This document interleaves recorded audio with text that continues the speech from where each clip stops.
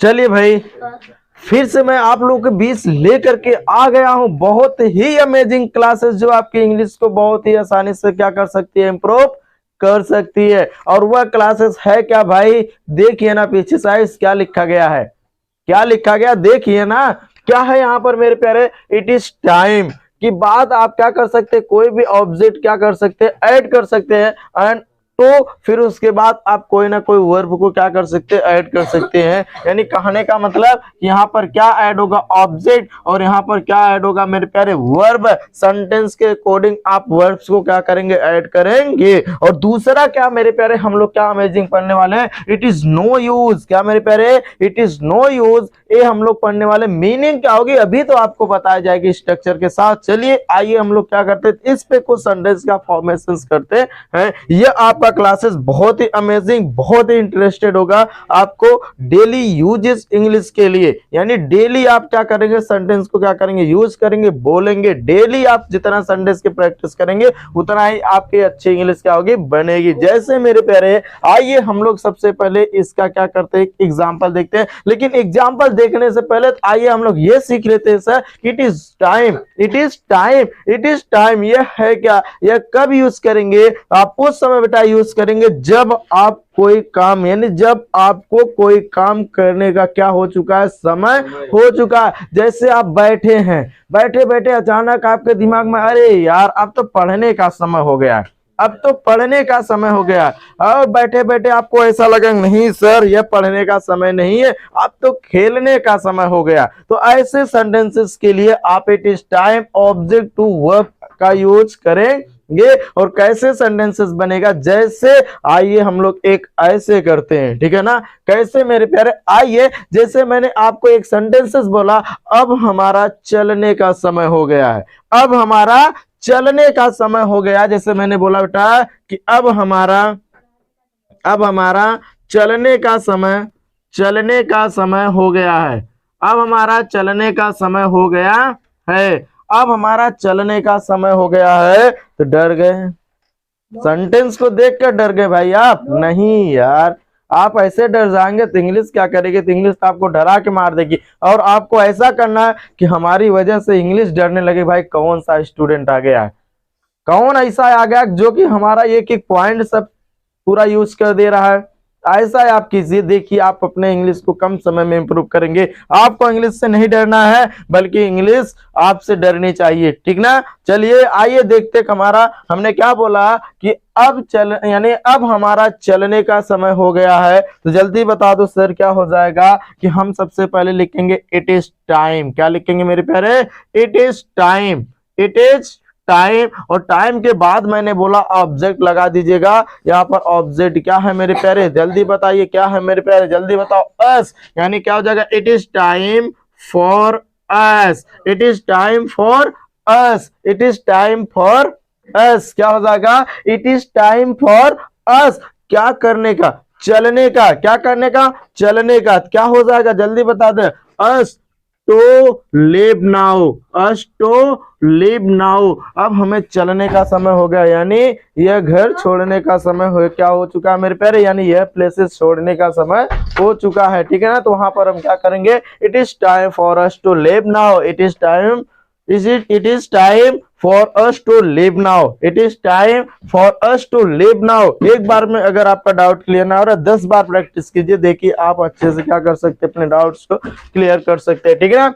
I hope all my dears आपको कोई भी समस्या नहीं हो रही होगी। अगर समस्या आपके पास हो रही है तो तुरंत दौड़ते दौड़ते चले आइए और उस कोचिंग को ज्वाइन कीजिए, और देखिए आपका कुछ ही समय में आपका वह क्या हो जाएगा, क्लियर हो जाएगा, ठीक है ना। जैसे आइए अब हमने क्या कहा कि अब रुकने का समय है, या तो हम क्या कर सकते हैं, अब रुकने का समय हो गया है, अब रुकने का समय हो गया। मैंने बोला अब रुकने का समय हो गया है, अब रुकने का समय हो गया है, अब रुकने का समय हो गया। क्या हो जाएगा जल्दी बता दो मेरे प्यारे, तुरंत बताइए क्या हो जाएगा। अब रुकने का समय होगा, तो मैंने कहा था इसमें इट इज टाइम एकदम ना भूलिएगा, इट इज टाइम एकदम ना भूलिएगा। तो हमारा क्या हो जाएगा, it is time, it is time, it is time to stop, it is time to stop. It is time to stop, अब रुकने का समय हो गया। It is time to stop, क्या हो जाएगा मेरे प्यारे,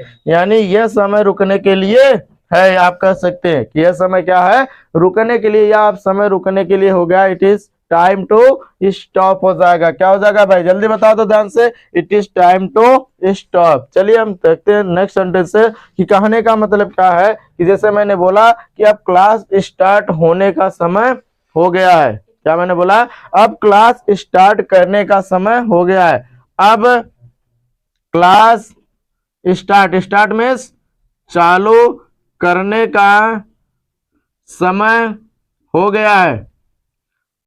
यानी हम कह सकते हैं कि यह क्लास चालू करने का समय है, यह क्लास चालू करने का समय है। यानी अब क्लास चालू करने का समय हो गया है, या तो यह क्लास चालू करने का समय है। तो क्या हो जाएगा, जल्दी बताइए मेरे प्यारे। हम क्या कर सकते हैं, it is time, it is time, क्या हो जाएगा, it is time. It is time के बाद आपको क्या करने होगा, क्या चालू करने का समय होगा मेरे प्यारे, जल्दी बता दो ध्यान से। क्या चालू करने का समय हुआ है, बोलिए। यानी जो चालू करने का समय हुआ है, जिस चीज को, तो उस चीज को लिखेंगे तो क्या लिखेंगे, it is time, it is time. क्या चालू करने का मेरे प्यारे, क्लास। क्या चालू करने का, क्लास। क्या हो जाएगा, it is time, time the class start, it is time the class to start. क्या हो जाएगा, टू स्टार्ट। यानी यह क्लास चालू करने का समय है, या तो यह क्लास चालू करने के लिए है। यानी ये जो समय है क्लास चालू करने के लिए, it is time the class to start, it is time the class to start. यह समय है क्लास चालू करने के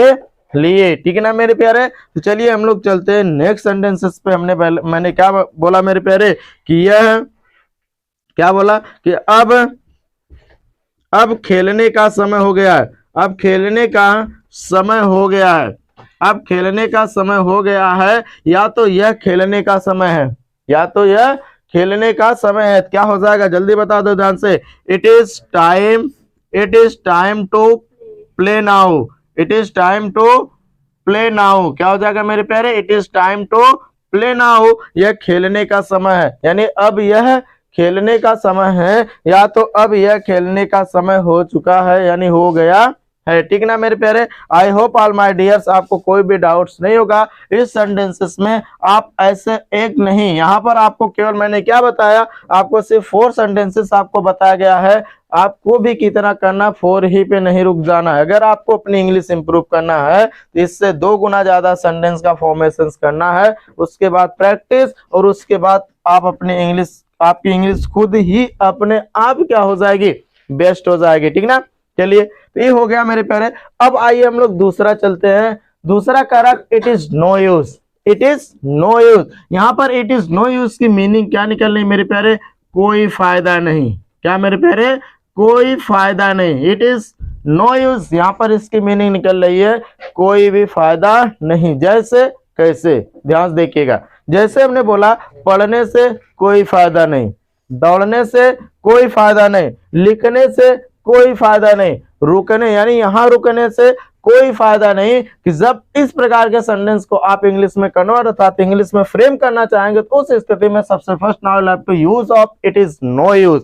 आपको यूज करना है क्या, it is no use. After that आप क्या यूज कर देंगे मेरे प्यारे, fourth form of the verb, यानी वर्ब का fourth form object and other words हो जाएगा। जैसे मैंने बोला मेरे प्यारे, जैसे मैंने एक सेंटेंसेस बोला कि वहां जाने से कोई फायदा नहीं। क्या मैंने बोला कि वहां जाने से कोई फायदा नहीं, वहां जाने से कोई फायदा नहीं है, वहां जाने से कोई फायदा नहीं है। क्या हो जाएगा सर, जल्दी बता दीजिए, जल्दी बताओ ध्यान से। हम क्या लिख सकते हैं, it is no use, it is no use, it is no use, कोई फायदा नहीं। क्या करने मेरे मेरे, वहां जाने से क्या हो जाएगा, गोइंग देयर। क्या हो जाएगा, गोइंग देयर, यानी वहां जाने से कोई फायदा नहीं है।